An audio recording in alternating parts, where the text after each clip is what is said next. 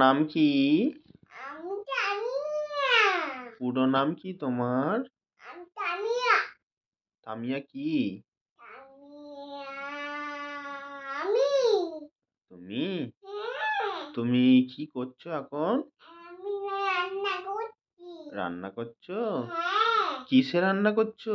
আমি এইটা মামুন করছি রান্না। মামুস দিয়ে রান্না করছো? হ্যাঁ। কি রান্না করছো? আমি আলু ভাজা। আগু ভাজা? হ্যাঁ। আর কি? উট। ও, কাকে খাওয়াবে তুমি রান্না করে? আমি মনে মনে আনতে হবে মনে মনে কোথায় তোমার মনা? মনে ওখানে ওখানে মনে মনে একটু